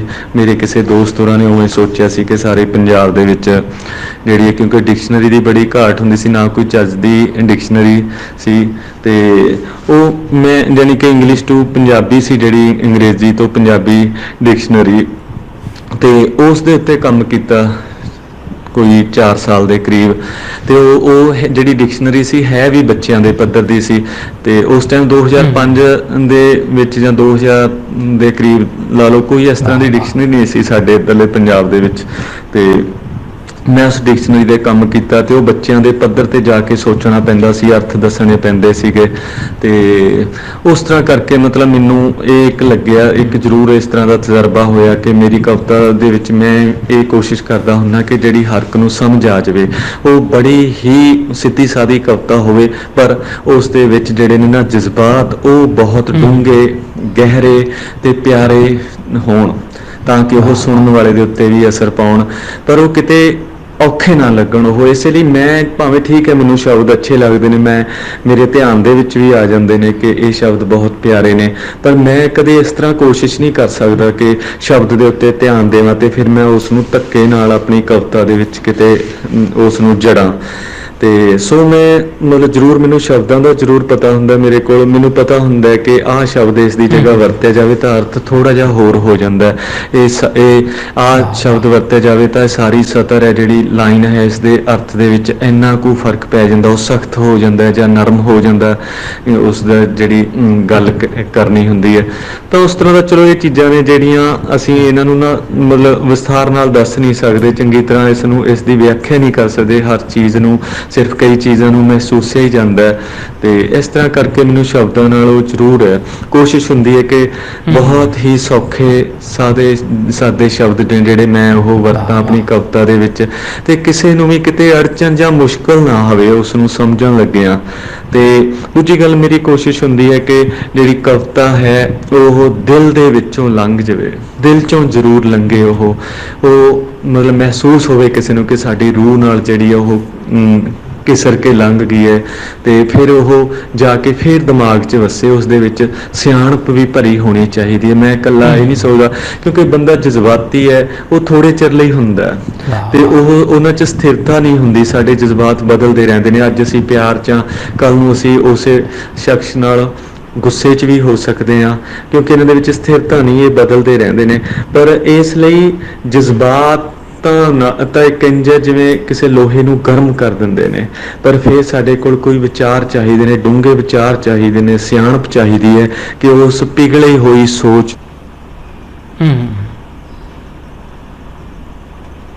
ਹੈਲੋ ਤੁਹਾਨੂੰ ਆਵਾਜ਼ ਆ ਰਹੀ ਜੀ? ਹੈਲੋ ਜੀ, ਹਾਂਜੀ ਆਵਾਜ਼ ਤੁਹਾਡੀ ਆ ਰਹੀ ਹੈ ਜੀ, ਜੀ ਪਲੀਜ਼। ਤੇ ਉਹ ਇੱਕ ਮੈਂ ਤੁਹਾਡੀ ਬੜੀ ਫੇਮਸ, ਬੜੀ ਮਸ਼ਹੂਰ ਤੁਹਾਡੀ ਇੱਕ ਕਵਿਤਾ ਵਾ, ਮੈਨੂੰ ਬੜੀ ਚੰਗੀ ਲੱਗਦੀ ਆ। ਤੇਰੇ ਪਿੰਡ ਦੀਆਂ ਗਲੀਆਂ ਵਿੱਚ ਜਿਹੜਾ ਤੇਰੇ ਬਿਨਾਂ ਕਦੇ ਕਦੇ ਖੰਡਰ ਜਿਹਾ ਲੱਗਦਾ, ਉਹ ਤੇਰੀ ਤਲਾਸ਼, ਉਹ ਇੱਕ ਦਫਾ ਸਾਡੇ ਨਾਲ ਸਾਂਝੀ ਕਰੋ ਤਾਂ ਜੋ ਉਹ ਸਾਰੇ ਮੇਰੇ ਦੇਖਣ ਵਾਲੇ, PhD ਪੰਜਾਬੀ TV ਦੇਖਣ ਵਾਲੇ ਉਹ ਸੁਣ ਸਕਣ ਤੁਹਾਡੇ ਜ਼ਬਾਨੀ। ਹਾਂਜੀ ਗਜ਼ਨਫਰ ਜੀ, ਤੁਸੀਂ ਅੱਗੇ ਹੀ ਕਈ ਵਾਰ ਜ਼ਿਕਰ ਕੀਤਾ ਅੱਛੀ ਆ ਉਹ ਨਜ਼ਮ ਇਸ ਕਵਿਤਾ ਦਾ, ਤੇਰੀ ਤਲਾਸ਼ ਦਾ, ਤੇ ਵਾਕਈ ਇਹ ਬੜੀ ਅਲੱਗ ਤਰ੍ਹਾਂ ਦੀ ਨਿਵੇਕਲੇ ਢੰਗ ਦੀ ਕਵਿਤਾ ਇਹ। ਸਹੀ। ਤੇ ਪੰਜਾਬੀ ਦੇ ਵਿੱਚ ਜਿਸ ਤਰ੍ਹਾਂ ਦਾ ਸੱਭਿਆਚਾਰ ਹੈ ਸਾਡਾ, ਅਸੀਂ ਆਪਣੀ ਮਿੱਤਰ ਦਾ, ਸੱਜਣੀ ਦਾ ਕਦੇ ਇਸ ਤਰ੍ਹਾਂ ਜ਼ਿਕਰ ਨਹੀਂ ਕੀਤਾ ਕਿ ਉਸਦੇ ਪਿਤਾ ਪ੍ਰਤੀ ਵੀ ਕੋਈ ਬੜੀ ਅੱਛੇ ਤਰੀਕੇ ਨਾਲ ਅਸੀਂ ਸੋਚਿਆ ਹੋਵੇ, ਉਸ ਤੋਂ ਇੱਕ ਡਰ, ਉਸ ਨੂੰ ਇੱਕ ਹੋਰ ਤਰ੍ਹਾਂ ਦਾ ਪਾਤਰ ਸਮਝਿਆ ਜਾਂਦਾ। ਪਰ ਕਈ ਵਾਰੀ ਜਦੋਂ ਬਹੁਤ ਧਿਆਨ ਨਾਲ ਦੇਖੋ ਤਾਂ ਮੈਂ ਮਤਲਬ ਦੇਖਦਾ ਹੁੰਦਾ ਕਿ ਕਈ ਵਾਰੀ ਉਸ ਵਰਗੀਆਂ ਅੱਖਾਂ ਉਸਦੇ ਪਿਤਾ ਦੀਆਂ ਹੋ ਸਕਦੀਆਂ ਨੇ, ਉਸਦੀ ਮਾਤਾ ਦੀਆਂ ਹੋ ਸਕਦੀਆਂ ਨੇ ਅੱਖਾਂ, ਇੰਝ ਕਹਿ ਲਓ ਅੱਬਾ ਜਾਂ ਅੰਮੀ ਨਾਲ ਵੀ ਮਿਲਦੀਆਂ ਹੁੰਦੀਆਂ ਨੇ ਨਾ ਬੱਚਿਆਂ ਦੀਆਂ ਅੱਖਾਂ। ਤੇ ਕਈ ਵਾਰੀ ਇਸ ਤਰ੍ਹਾਂ ਵੀ ਹੁੰਦਾ ਕਿ ਕੋਈ ਉਹ ਬਹੁਤ ਦੂਰ ਚਲੇ ਗਿਆ ਹੋਵੇ ਜਾਂ ਚਲੀ ਗਈ ਹੋਵੇ ਤੇ ਉਹਨਾਂ ਦੀਆਂ ਅੱਖਾਂ, ਉਸਦੀਆਂ ਅੱਖਾਂ ਸਾਨੂੰ ਦਿਸੀਆਂ ਹੀ ਨਾ ਹੋਣ ਕਦੇ, ਤਾਂ ਫਿਰ ਉਹ ਜਿਹੜੀਆਂ ਅੱਖਾਂ ਨੇ ਉਹਨਾਂ ਪਿਆਰੀਆਂ ਅੱਖਾਂ ਨੂੰ ਜਣਿਆ ਹੁੰਦਾ, ਜਨਮਿਆ ਹੁੰਦਾ, ਤਾਂ ਉਹਨਾਂ ਨਾਲ ਵੀ ਉਹਨਾਂ ਦੀ ਕਾਫੀ ਸ਼ਕਲ ਮਿਲਦੀ ਹੁੰਦੀ ਹੈ। ਤੇ ਫਿਰ ਕਈ ਵਾਰੀ ਜਦੋਂ ਉਹਨਾਂ ਨੂੰ ਦੇਖਿਆ ਜਾਂਦਾ ਤਾਂ ਕਈ ਵਾਰੀ ਉੱਥੇ ਤੱਕ ਵੀ ਇੰਝ ਲੱਗਦਾ ਕਿ ਇਹ ਪਹੁੰਚ ਗਈ ਹੈ ਗੱਲ, ਤੇ ਪਰ ਇਸ ਨੂੰ ਪੇਸ਼ ਕਰਨਾ ਬਹੁਤ ਔਖਾ ਲੱਗਦਾ ਸੀ। ਬੜਾ ਇਸ ਅਹਿਸਾਸ ਨੂੰ ਬੜਾ ਹੋਰ ਤਰ੍ਹਾਂ ਦਾ ਲੱਗਦਾ ਸੀ। ਪਰ ਜਦੋਂ ਮੈਂ ਕਵਿਤਾ ਇਸ ਦੀ ਲਿਖੀ ਤਾਂ ਉਹ ਬਹੁਤ ਅੱਛੇ ਤਰੀਕੇ ਨਾਲ ਨਿਭ ਗਿਆ, ਉਹ ਬਹੁਤ ਹੀ ਅੱਛੇ ਤਰੀਕੇ ਨਾਲ। ਚਲੋ ਮੈਂ ਤੁਹਾਨੂੰ ਇਹ ਸੁਣਾਉਣਾ, ਤੁਸੀਂ ਆਪ ਹੀ ਅੰਦਾਜ਼ਾ ਲਾਇਓ ਕਿ ਕਿਸ ਤਰ੍ਹਾਂ ਜੋ ਵੀ ਹੈ। ਤੇਰੀ ਤਲਾਸ਼। ਤੇਰੇ ਪਿੰਡ ਦੀਆਂ ਗਲੀਆਂ 'ਚ ਜਿਹੜਾ ਤੇਰੇ ਬਿਨਾਂ ਕਦੇ ਕਦੇ ਖੰਡਰ ਜਿਹਾ ਲੱਗਦਾ ਹੈ, ਮੈਂ ਅਕਸਰ ਆਉਂਦਾ ਹਾਂ, ਘੁੰਮਦਾ ਹਾਂ, ਭਟਕਦਾ ਹਾਂ, ਜਾਂ ਸ਼ਾਇਦ ਭਟਕਣ ਨੂੰ ਮਾਣ ਰਿਹਾ ਹੁੰਦਾ। ਕਦੇ ਕਦੇ ਤੇਰੇ ਪਾਪਾ ਮਿਲਦੇ ਰਹਿੰਦੇ ਨੇ ਤੇਰੇ ਘਰ ਕੋਲ, ਕਦੇ ਘਰ ਤੋਂ ਪਰਾਂ, ਕਦੇ ਘਰ ਨੇੜਲੀ ਸੜਕ ਉੱਤੇ ਉਹ ਹੱਥ ਹਿਲਾ ਲੰਘ ਜਾਂਦੇ ਨੇ, ਜਾਂ ਕਦੇ ਮੁਸਕਰਾ ਪੈਂਦੇ ਨੇ, ਕਦੇ ਕਦੇ ਖਲੋ ਵੀ ਜਾਂਦੇ ਨੇ ਮੇਰੀ ਦਾਸਤਾਂ ਤੋਂ ਅਣਜਾਣ। ਤੇ ਮੈਂ ਉਹਨਾਂ ਦੇ ਚਿਹਰੇ 'ਚੋਂ ਤੇਰੇ ਚਿਹਰੇ ਤੱਕ, ਉਹਨਾਂ ਦੀਆਂ ਅੱਖਾਂ 'ਚੋਂ ਤੇਰੀਆਂ ਅੱਖਾਂ ਤੱਕ ਪਹੁੰਚਣ ਦੀ ਕੋਸ਼ਿਸ਼ ਕਰਦਾ ਹਾਂ। ਤੇ ਤੇਰੀਆਂ ਅੱਖਾਂ ਕੋਲ ਪਹੁੰਚਣ ਤੱਕ ਮੇਰੀਆਂ ਨਜ਼ਰਾਂ ਕੰਬ ਜਾਂਦੀਆਂ, ਝੁਕ ਜਾਂਦੀਆਂ। ਤੇ ਉਹ ਪੁੱਛ ਰਹੇ ਹੁੰਦੇ, ਕਾਕਾ ਕਿਵੇਂ ਚੱਲ ਰਿਹਾ? ਮੈਂ ਤੇਰੀਆਂ ਅੱਖਾਂ ਲਈ ਚੁੱਪ ਰਹਿੰਦਾ ਹਾਂ, ਤੇ ਫਿਰ ਉਹਨਾਂ ਦੀਆਂ ਸਵਾਲੀ ਅੱਖਾਂ ਲਈ ਆਖ ਦਿੰਦਾ ਹਾਂ, ਜੀ ਸਭ ਠੀਕ ਹੈ। ਤੇ ਫਿਰ ਮੈਂ ਉਹਨਾਂ ਦੀਆਂ ਅੱਖਾਂ ਕੋਲੋਂ ਵਿਦਾ ਹੁੰਦਾ ਹਾਂ, ਪਰ ਮੇਰਾ ਇੱਕ ਆਪਾ ਤੇਰੀਆਂ ਅੱਖਾਂ ਸਾਹਵੇਂ ਨੀਵੀਂ ਪਾਈ ਪਤਾ ਨਹੀਂ ਕਿੰਨਾ ਚਿਰ ਖਲੋਤਾ ਰਹਿੰਦਾ ਹੈ ਤੇਰੇ ਘਰ ਨੇੜਲੀ ਸੜਕ ਉੱਤੇ। ਧੰਨਵਾਦ। ਵਾਹ ਵਾਹ ਵਾਹ ਵਾਹ ਵਾਹ, ਬਹੁਤ ਵਧੀਆ ਜੀ, ਬਹੁਤ ਵਧੀਆ। ਧੰਨਵਾਦ ਤਾਂ ਤੁਹਾਡਾ ਜੀ ਅਮਰਜੀਤ ਜੀ, ਧੰਨਵਾਦ ਤੁਹਾਡਾ ਕਿ ਤੁਸੀਂ ਸਪੈਸ਼ਲ ਟਾਈਮ ਕੱਢ ਕੇ ਸਾਡੇ ਨਾਲ ਲਾਈਨ ਤੇ ਆਏ, ਸਾਡੇ ਨਾਲ ਗੱਲ ਕੀਤੀ, ਆਪਣੀ ਪੋਇਟਰੀ ਸਾਡੇ ਨਾਲ ਸਾਂਝੀ ਕੀਤੀ, ਸਾਡੇ ਦੇਖਣ ਵਾਲਿਆਂ ਨਾਲ ਸਾਂਝੀ ਕੀਤੀ। ਸਾਡੇ ਬਹੁਤ ਚੰਗੇ ਭਾਗ ਆ ਕਿ ਤੁਹਾਡੇ ਵਰਗੇ ਅਸੀਂ ਮਹਾਨ ਸ਼ਾਇਰ ਨਾਲ ਅਸੀਂ ਗੱਲ ਕਰ ਰਹੇ ਹਾਂ ਅੱਜ PhD ਪੰਜਾਬੀ TV ਦੇ ਸਟੂਡੀਓ ਤੋਂ। ਮੈਨੂੰ ਬੜੀ ਖੁਸ਼ੀ ਹੋ ਰਹੀ ਹੈ ਜੀ, ਅੱਜ ਮੈਂ ਬਹੁਤ ਖੁਸ਼ ਹਾਂ। ਮੇਰੇ ਦੇਖਣ ਵਾਲੇ ਵੀ ਇਹ ਗੱਲ ਬੜੇ ਉਹ ਕਰ ਰਹੇ ਹੋਣਗੇ, ਮੇਰੇ ਚਿਹਰੇ ਤੋਂ ਵੀ ਅੰਦਾਜ਼ਾ ਹੋ ਰਿਹਾ ਹੋਗਾ, ਕਿਉਂਕਿ ਮੈਂ ਅੱਜ ਜਿਹਨਾਂ ਨਾਲ ਗੱਲ ਕਰ ਰਿਹਾ ਉਹਨਾਂ ਨਾਲ ਇੱਕ ਸਿਰਫ ਕਵੀ ਹੋਣ ਦੇ ਨਾਤੇ ਨਾਲ ਨਹੀਂ ਗੱਲ ਕਰ ਰਿਹਾ, ਉਹ ਮੇਰੇ ਵੱਡੇ ਭਾਈ ਵੀ ਨੇ, ਬਹੁਤ ਪਿਆਰ ਕਰਦੇ ਨੇ ਮੇਰੇ ਨਾਲ। ਮੈਨੂੰ ਬੜਾ ਕੁਝ ਦੱਸਦੇ ਵੀ ਰਹਿੰਦੇ ਨੇ, ਮੈਂ ਉਹਨਾਂ ਕੋਲ ਬੜਾ ਕੁਝ ਸਿੱਖਣਾ ਵੀ ਹਾਂ। ਅੱਛਾ, ਕਿਉਂਕਿ ਮੈਂ ਦੱਸਣਾ ਚਾਹਾਂਗਾ PhD ਪੰਜਾਬੀ TV ਦੇ ਦੇਖਣ ਵਾਲਿਆਂ ਨੂੰ, ਅਮਰਜੀਤ ਜੀ ਹੋਰੀ ਬੁਨਿਆਦੀ ਤੌਰ ਤੇ ਪੰਜਾਬੀ ਦੇ ਉਸਤਾਦ ਨੇ। ਪੰਜਾਬੀ ਦੇ ਉਸਤਾਦ ਅੱਜ ਕਿਉਂਕਿ ਜਦੀਦ ਹੁਣ ਜਿਹੜਾ ਟਾਈਮ ਆ ਚੁੱਕਾ ਹੈ ਨਾ ਜੀ, ਇਹਦੇ ਵਿੱਚ ਉਸਤਾਦ ਦੀ ਜਿਹੜੀ ਡੈਫੀਨੇਸ਼ਨ ਬਦਲ ਚੁੱਕੀ ਆ। ਉਸਤਾਦ ਦਾ ਕੰਮ ਸਿਰਫ ਇੰਤਕਾਲੇ ਤਾਲੁਮ ਨਹੀਂ ਹੈਗਾ, ਇਲਮ ਮੁੰਤਕਿਲ ਕਰਨਾ ਨਹੀਂ ਹੈਗਾ, ਇਲਮ ਦੇਣਾ ਨਹੀਂ ਹੈਗਾ। ਉਸਤਾਦ ਸੁਸਾਇਟੀ ਦਾ ਬੜਾ ਅਹਿਮ ਫਿਗਰ ਬਣ ਚੁੱਕਾ। ਉਸਤਾਦ ਤੋਂ ਬਿਨਾਂ ਸੁਸਾਇਟੀ ਮਾਸ਼ਰੇ ਦੇ ਵਿੱਚ ਤਾਮੀਰੀ ਰਵੱਈਏ ਉਸਤਾਦ ਹੀ ਲੈ ਕੇ ਆਉਂਦਾ, ਮੁਸਬਤ ਰਵੱਈਏ, ਤਨਕੀਦੀ ਸੋਚ, ਇਹ ਸਾਰਾ ਕੁਝ ਉਸਤਾਦ ਦੇ ਹੀ ਮਰੋਨੇ ਮਿੰਨਤ ਆ ਅਸੀਂ ਜੇ ਗੌਰ ਕਰੀਏ ਤੇ ਇਹ ਇੱਕ ਹੋਰ ਚੀਜ਼ ਵੀ ਆ ਕਿ ਬੱਚਿਆਂ ਨੂੰ ਮੋਟੀਵੇਟ ਕਰਨਾ, ਬੱਚਿਆਂ ਨੂੰ ਦੱਸਣਾ। ਮੈਂ ਹੁਣ ਜਦੀਦ ਜਿਹੜੀ ਡੈਫੀਨੇਸ਼ਨ ਚੱਲ ਰਹੀ ਹੈ ਰੀਸੈਂਟਲੀ ਜਿਹੜੀ ਆ ਆਪਣਾ ਇਹਦੇ ਵਿੱਚ ਉਸਤਾਦ ਦੇ ਹਵਾਲੇ ਨਾਲ ਕਿ ਉਸਤਾਦ ਕੀ ਆ, ਬੁਨਿਆਦੀ ਤੌਰ ਤੇ ਉਸਤਾਦ ਇੱਕ ਮੋਟੀਵੇਟਰ ਆ। ਮੈਂ ਇਹ ਪੁੱਛਾਂਗਾ ਅਮਰਜੀਤ ਜੀ, ਪੰਜਾਬੀ ਦੇ ਤੁਸੀਂ ਉਸਤਾਦ ਹੋ, ਤੁਸੀਂ ਦੱਸੋ ਖਾਂ ਸਾਡੀ ਜਿਹੜੀ ਮਾਂ ਬੋਲੀ ਆ ਇਹ ਕਿੱਥੇ ਖਲੋਤੀ ਆ? ਤੁਸੀਂ ਦਾ ਭਵਿੱਖ ਕਿਸ ਤਰ੍ਹਾਂ ਦਾ ਦੇਖ ਰਹੇ ਜੀ, ਮੁਸਤਕਬਲ ਕਿੱਦਾਂ ਦਾ ਦੇਖ ਰਹੇ ਜੀ ਤੁਸੀਂ? ਇਹ ਸਾਡੇ ਨਾਲ ਸਾਂਝਾ ਕਰੋ ਤੁਸੀਂ ਪਲੀਜ਼। ਬਹੁਤ ਸ਼ੁਕਰੀਆ। ਹਾਂਜੀ, ਮੈਂ ਪੰਜਾਬੀ ਭਾਸ਼ਾ ਦਾ ਉਸਤਾਦ ਵੀ ਹਾਂ, ਅਧਿਆਪਕ ਤੁਸੀਂ ਕਹਿ ਲਓ ਭਾਵੇਂ। ਤੇ ਤੁਸੀਂ ਪੁੱਛਿਆ ਕਿ ਅਧਿਆਪਕ ਹੋਣ ਦੇ ਨਾਤੇ, ਉਸਤਾਦ ਹੋਣ ਦੇ ਨਾਤੇ ਮੈਂ ਜੋ ਦੇਖਾਂ ਕਿ ਆਪਣੀ ਭਾਸ਼ਾ ਦੀ ਗੱਲ ਦੇ ਹਿਸਾਬ ਤੋਂ ਉਸ ਦੇ ਕੀ ਉਸ ਪ੍ਰਤੀ ਹੈ, ਤਾਂ ਮੈਂ ਇਹ ਸੋਚਦਾ ਕਿ ਇੱਕ ਅਧਿਆਪਕ ਹੋਣ ਦੇ ਨਾਤੇ, ਉਸਤਾਦ ਹੋਣ ਦੇ ਨਾਤੇ ਮੈਂ ਚਾਹਾਂਗਾ ਕਿ ਮੈਂ ਆਪਣੇ ਸ਼ਾਗਿਰਦਾਂ ਦੇ, ਵਿਦਿਆਰਥੀਆਂ ਦੇ ਮਨਾਂ ਦੇ ਵਿੱਚ ਸਭ ਤੋਂ ਵੱਡੀ ਗੱਲ ਤਾਂ ਇਹ ਹੈ ਕਿ ਮਾਂ ਬੋਲੀ ਦੇ ਪ੍ਰਤੀ, ਪੰਜਾਬੀ ਦੇ ਪ੍ਰਤੀ ਉਹਨਾਂ ਦੇ ਮਨਾਂ 'ਚ ਪਿਆਰ ਭਰ ਸਕਾਂ, ਸਤਿਕਾਰ ਭਰ ਸਕਾਂ। ਉਹਨਾਂ ਨੂੰ ਕਦੇ ਆਪਣਾ ਆਪ ਤੁੱਛ ਨਾ ਜਾਪੇ ਪੰਜਾਬੀ ਬੋਲਦੇ ਆ, ਉਹਨਾਂ ਨੂੰ ਪਤਾ ਹੋਵੇ ਪੂਰੇ ਪੰਜਾਬੀ ਦੇ ਇਤਿਹਾਸ ਦਾ ਤੇ ਇਸ ਦੇ ਵਿੱਚ ਕਿਹੜੇ ਸੁਖਨਵਾਰ ਨੇ, ਕੀ ਉਹਨਾਂ ਨੇ ਲਿਖਿਆ ਤੇ ਕਿੱਡੇ ਵੱਡੇ ਸਾਡੇ ਕੋਲ ਗ੍ਰੰਥ ਨੇ। ਗੁਰੂ ਗ੍ਰੰਥ ਸਾਹਿਬ ਹੈ, ਬੁੱਲੇ ਹੋਰਾਂ ਦੇ, ਫਰੀਦ ਹੋਰਾਂ ਦੇ ਸ਼ਲੋਕ ਨੇ, ਹੋਰ ਕਿੰਨੇ ਸਾਡੇ ਮਹਾਨ ਲੋਕ ਨੇ। ਤੇ ਦੂਜੀ ਗੱਲ, ਸਾਡਾ ਇਤਿਹਾਸ ਕਿੰਨਾ ਮਹਾਨ ਹੈ, ਇਹ ਸਾਰਾ ਸਾਨੂੰ ਬੱਚਿਆਂ ਨੂੰ ਦੱਸਣਾ ਪਏਗਾ। ਸਾਨੂੰ ਬੱਚਿਆਂ ਦੇ ਮਨਾਂ ਦੇ ਵਿੱਚ ਇਹ ਗੱਲ ਬਿਠਾਣੀ ਪਏਗੀ ਕਿ ਮਾਂ ਬੋਲੀ ਹੈ ਜਿਹੜੀ, ਖਾਸ ਕਰਕੇ ਸਾਡੀ ਪੰਜਾਬੀ ਮਾਂ ਬੋਲੀ, ਉਹ ਕਿਸੇ ਨਾਲੋਂ ਘੱਟ ਨਹੀਂ ਹੈ। ਠੀਕ ਹੈ, ਸਾਨੂੰ ਕਿਸੇ ਭਾਸ਼ਾ ਨੂੰ ਨਫ਼ਰਤ ਤਾਂ ਕਰਨੀ ਹੀ ਨਹੀਂ ਚਾਹੀਦੀ, ਪਰ ਸਾਨੂੰ ਸਭ ਤੋਂ ਵੱਧ ਜਿਹੜਾ ਪਿਆਰ ਹੈ, ਮੁਹੱਬਤ ਹੈ, ਉਹ ਤਾਂ ਆਪਣੀ ਮਾਂ ਭਾਸ਼ਾ ਨਾਲ ਹੀ ਚਾਹੀਦਾ। ਤੇ ਭਾਵੇਂ ਕਿ ਦੋਵੇਂ ਪਾਸੇ ਮੈਂ ਦੇਖਦਾ ਕਿ ਭਾਸ਼ਾਵਾਂ ਦੇ ਪ੍ਰਤੀ ਜਿਹੜੀ ਹੈ ਪੰਜਾਬੀ ਭਾਸ਼ਾ ਉਹ ਭਾਵੇਂ ਇੱਧਰਲੇ ਦੇਸ਼ 'ਚ ਭਾਵੇਂ ਉੱਧਰਲੇ ਦੇ ਵਿੱਚ ਕੋਈ ਸਰਕਾਰਾਂ ਦੀਆਂ ਅੱਛੀਆਂ ਭਾਵਨਾਵਾਂ ਨਹੀਂ ਹੈਗੀਆਂ ਇਸ ਪੰਜਾਬੀ ਬੋਲੀ ਪ੍ਰਤੀ। ਪਰ ਦੂਜੀ ਗੱਲ ਇਹ ਵੀ ਹੈ ਗਜ਼ਨਫਰ ਜੀ ਕਿ ਜਿਹੜੇ ਪੰਜਾਬੀ ਭਾਸ਼ਾ ਦੇ ਜਾਏ ਨੇ, ਪੰਜਾਬੀ ਜਾਏ ਨੇ, ਪੰਜਾਬ ਦੇ ਜਾਏ ਹੋਏ, ਉਹ ਬੜੇ ਬਹਾਦਰ ਨੇ। ਉਹਨਾਂ ਨੂੰ ਕਿਸੇ ਹੋਰ ਦੀ ਜਿਹੜੀ ਹੈ ਨਾ ਮਦਦ ਉਸ ਦੀ ਐਡੀ ਲੋੜ ਨਹੀਂ ਹੈ। ਉਹ ਜਦੋਂ ਆਪਣੀ ਆਈ ਤੇ ਆ ਜਾਣਗੇ ਤਾਂ ਉਹ ਆਪਣੀ ਭਾਸ਼ਾ ਦੀ ਇਸ ਮਾਂ ਬੋਲੀ ਦੀ ਰੱਖਿਆ ਚੰਗੀ ਤਰ੍ਹਾਂ ਕਰ ਸਕਦੇ ਨੇ। ਬਸ ਉਹ ਕਦੇ ਕਦੇ ਹੋ ਜਾਂਦਾ ਕਿ ਅਸੀਂ ਸਾਰੀ ਮਨੁੱਖ ਦੀ ਫਿਤਰਤ ਹੈ ਕਿ ਉਹ ਕਈ ਵਾਰੀ ਦੂਜਿਆਂ ਦੇ ਪ੍ਰਭਾਵ ਥੱਲੇ ਆ ਜਾਂਦਾ। ਪਰ ਇਹ ਥੋੜ੍ਹ ਚਿਰੀਆਂ ਗੱਲਾਂ ਨੇ। ਮੈਨੂੰ ਪੰਜਾਬੀ ਭਾਸ਼ਾ ਦਾ ਭਵਿੱਖ ਬਹੁਤ ਅੱਛਾ ਦਿਸਦਾ ਤੇ ਅਸੀਂ ਜਦੋਂ ਸਾਰੇ ਰਲ ਮਿਲ ਕੇ ਇਸ ਦੇ ਵਿੱਚ ਲੱਗਾਂਗੇ ਤਾਂ ਸਾਡੇ ਤੋਂ ਕੌਣ ਇਸ ਨੂੰ ਖੋ ਸਕਦਾ ਹੈ। ਤੇ ਇਸ ਦੇ ਵਿੱਚ ਸਾਡੀਆਂ ਜਿਹੜੀਆਂ ਮਾਵਾਂ ਨੇ ਉਹਨਾਂ ਨੇ ਸਾਨੂੰ ਸਿਖਾਈ, ਅੱਗੇ ਸਾਡੀਆਂ ਭੈਣਾਂ ਦਾ, ਸਾਡੀਆਂ ਬੇਟੀਆਂ ਦਾ ਵੀ ਅੱਗੇ ਫਰਜ਼ ਬਣਦਾ ਕਿ ਉਹ ਆਪਣੇ ਬੱਚਿਆਂ ਨੂੰ, ਸਭ ਤੋਂ ਵੱਡੀ ਜ਼ਿੰਮੇਵਾਰੀ ਮੈਂ ਸੋਚਦਾ ਮਾਵਾਂ ਦੀ ਹੀ ਹੁੰਦੀ ਹੈ, ਉਹ ਆਪਣੇ ਬੱਚਿਆਂ ਨੂੰ ਇਸ ਜਿਹੜੀ ਭਾਸ਼ਾ ਮਾਂ ਬੋਲੀ ਪੰਜਾਬੀ ਇਸ ਨੂੰ ਅੱਛੀ ਤਰ੍ਹਾਂ ਸਿਖਾਉਣ, ਉਹ ਮਾਣ ਮਹਿਸੂਸ ਕਰਨ ਉਸ ਨੂੰ ਕਿ ਅੱਛੀ ਭਾਸ਼ਾ ਹੈ ਤੇ ਉਹਨਾਂ ਦੇ ਬੱਚਿਆਂ ਨੂੰ ਸਿੱਖਣੀ ਬਣਦੀ ਹੈ। ਸੋ ਮੈਂ ਸੋਚਦਾ ਕਿ ਸਾਨੂੰ ਪੰਜਾਬੀ ਭਾਸ਼ਾ ਦੇ ਪ੍ਰਤੀ ਬੱਚਿਆਂ ਦੇ ਮਨਾਂ 'ਚ ਪਿਆਰ ਪੈਦਾ ਕਰਨਾ ਚਾਹੀਦਾ, ਵਿਸ਼ਵਾਸ ਪੈਦਾ ਕਰਨਾ ਚਾਹੀਦਾ ਤੇ ਉਹ ਕਿਤੇ ਇਹ ਨਹੀਂ ਹੋਣਾ ਚਾਹੀਦਾ ਕਿ ਉਹਨਾਂ ਨੂੰ ਲੱਗੇ ਕਿ ਯਾਰ ਮੈਂ ਕਿਹੜੀ ਭਾਸ਼ਾ ਬੋਲਦਾ, ਇੱਥੇ ਤਾਂ ਹੋਰ ਹੈ। ਮਤਲਬ ਇੱਕ ਕਿਸੇ ਮੈਨੂੰ ਵਿਦਵਾਨ ਦੀ ਗੱਲ ਵੀ ਯਾਦ ਆ ਰਹੀ ਹੈ ਕਿ ਹੋਰ ਕਿਸੇ ਚੀਜ਼ 'ਚ ਕੱਟੜ ਨਾ ਹੋਵੋ ਪਰ ਆਪਣੀ ਮਾਂ ਬੋਲੀ ਬੋਲਣ ਦੇ ਵਿੱਚ ਬੰਦੇ ਦੇ ਵਿੱਚ ਭਾਵੇਂ ਕੱਟੜਤਾ ਹੋਵੇ ਤੇ ਉਹ ਚੱਲ ਜਾਏਗੀ ਉਹ। ਸੋ ਮੈਂ ਆਸਵੰਦ ਹਾਂ ਤੇ ਮੈਂ ਸੋਚਦਾ ਕਿ ਸਾਰਿਆਂ ਨੂੰ ਹੀ ਸਾਨੂੰ ਆਪਣੀ ਮਾਂ ਬੋਲੀ ਲਈ ਮਤਲਬ ਬੜੀ ਕੋਸ਼ਿਸ਼ ਕਰਨੀ ਚਾਹੀਦੀ ਹੈ, ਹੰਭਲਾ ਮਾਰਨਾ ਚਾਹੀਦਾ ਹੈ। ਸਾਨੂੰ ਇਹ ਸੋਚਣਾ ਵੀ ਨਹੀਂ ਚਾਹੀਦਾ ਕਿ ਸਾਡੀ ਮਾਂ ਬੋਲੀ ਨੂੰ ਕੋਈ ਖਤਰਾ। ਗੱਲ ਹੈ ਕਿ ਅਸੀਂ ਉਸ ਪ੍ਰਤੀ ਪੂਰੇ ਜ਼ਿੰਮੇਵਾਰ ਹੋਈਏ, ਅਸੀਂ ਆਪਣੇ ਬੱਚਿਆਂ ਪ੍ਰਤੀ ਫਰਜ਼ ਇਸ ਦੇ ਸੰਬੰਧ 'ਚ ਸਮਝੀ ਕਿ ਇਹ ਸਾਡਾ ਫਰਜ਼ ਹੈ ਕਿ ਅਸੀਂ ਆਪਣੇ ਬੱਚਿਆਂ ਨੂੰ ਆਪਣੀ ਮਾਤ ਭਾਸ਼ਾ ਨਾਲ ਸਭ ਤੋਂ ਪਹਿਲਾਂ ਜੋੜੀਏ। ਤੇ ਇਸ ਤਰ੍ਹਾਂ ਜੇ ਅਸੀਂ ਸਾਰੇ ਕਰਾਂਗੇ ਤਾਂ ਮੈਨੂੰ ਨਹੀਂ ਲੱਗਦਾ ਸਾਡੀ ਮਾਤ ਭਾਸ਼ਾ ਨੂੰ ਖਤਰਾ ਮਹਿਸੂਸ ਹੋਏਗਾ। ਤੇ ਜਿੰਨਾ ਅਸੀਂ ਮੰਨ ਕੇ ਚੱਲਾਂਗੇ ਉਨਾ ਅਸੀਂ ਡਰਾਂਗੇ ਤੇ ਅਸੀਂ ਸ਼ਾਇਦ ਇਹ, ਪਰ ਹਾਲਾਂਕਿ ਸੰਭਵ ਨਹੀਂ ਹੈ, ਪਰ ਅਸੀਂ ਇਸ ਚੀਜ਼ ਦੇ ਵਿੱਚ ਅੱਗੇ ਵਧਾਂਗੇ ਤੇ ਸਾਨੂੰ ਕੋਈ ਉਹ ਡਰ ਨਹੀਂ ਹੈ, ਸਾਡੀ ਨਾ ਹੀ ਮਾਤ ਭਾਸ਼ਾ ਨੂੰ ਕੋਈ ਡਰ ਹੈ। ਤੇ ਕਾਫੀ ਜ਼ਿਆਦਾ ਜਿਹੜੇ ਨੇ ਲੋਕ ਜਾਗਰੂਕ ਵੀ ਹੋ ਰਹੇ ਨੇ ਇਸ ਦੇ ਬਾਰੇ ਦੇ ਵਿੱਚ ਤੇ ਮੈਨੂੰ ਅੱਛੇ ਭਵਿੱਖ ਦੀ ਆਸ ਹੈ। ਕੋਈ ਮੇਰੇ ਮਨ 'ਚ ਡਰ ਹੈ ਹੀ ਨਹੀਂ ਇਸ ਪ੍ਰਤੀ ਤੇ ਮੈਂ ਆਪਣੀ ਜਿਹੜੀ ਜ਼ਿੰਮੇਵਾਰੀ ਬਣਦੀ ਇੱਕ ਉਸਤਾਦ ਜਾਂ ਅਧਿਆਪਕ ਹੋਣ ਦੇ ਨਾਤੇ ਉਹ ਮੈਂ ਪੂਰੀ ਤਨਦੇਹੀ ਨਾਲ ਨਿਭਾ ਰਿਹਾ ਇਸ ਨੂੰ ਤੇ ਮੈਨੂੰ ਅੱਛਾ ਲੱਗਦਾ ਇਹ ਸਾਰਾ ਕੁਝ ਕਰਨਾ।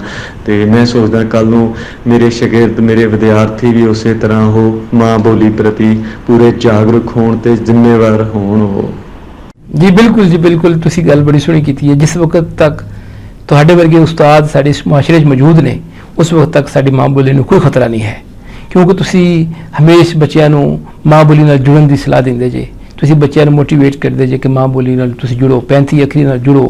ਮੈਂ ਬੜਾ ਖੁਸ਼ ਹੋ ਰਿਹਾ ਹਾਂ ਤੁਹਾਡੀ ਗੱਲ ਸੁਣ ਕੇ ਤੇ ਤੁਸੀਂ ਸਕਰੀਨ ਤੇ ਦੇਖ ਵੀ ਰਹੇ ਹੋ ਅਮਰਜੀਤ ਜੀ ਕਿੰਨਾ ਸੋਹਣਾ ਲਿਖ ਰਹੇ ਨੇ ਗੁਰਮੁਖੀ 35 ਅੱਖਰੀ। ਆਪਣੇ ਉਹਨਾਂ ਦੀ ਕਲਾਸ ਦੀ ਉਹਨਾਂ ਦੇ ਕਿਸੇ ਫੈਲੋ ਨੇ ਵੀਡੀਓ ਬਣਾਈ ਹੈ ਤੇ ਮੈਂ ਅਮਰਜੀਤ ਜੀ ਫੇਸਬੁੱਕ ਤੁਸੀਂ ਦੇਖ ਰਹੇ ਹੋ ਕਿ ਅਮਰਜੀਤ ਜੀ 35 ਅੱਖਰੀ ਕਿੰਨੀ ਸੋਹਣੀ ਲਿਖ ਰਹੇ ਨੇ, ਬਹੁਤ ਅੱਛੀ ਇਹਨਾਂ ਦੀ ਹੈਂਡ ਰਾਈਟਿੰਗ ਵੀ ਹੈ। ਜਿਵੇਂ ਆਪ ਸੋਹਣੇ ਨੇ ਉਸੇ ਤਰੀਕੇ ਇਹਨਾਂ ਦੀ ਲਿਖਾਈ ਵੀ ਬੜੀ ਸੋਹਣੀ ਹੈ, ਜਿਸ ਤਰ੍ਹਾਂ ਉਤੋਂ ਸੋਹਣੇ ਨੇ ਉਸੇ ਤਰ੍ਹਾਂ ਵਿੱਚੋਂ ਵੀ ਸੋਹਣੇ ਨੇ। ਰੱਬ ਕਰਮ ਨਵਾਜ਼ੀ ਫਰਮਾਏ, ਅੱਲਾਹ ਤਾਲਾ ਆਸਾਨੀਆਂ ਪੈਦਾ ਕਰੇ।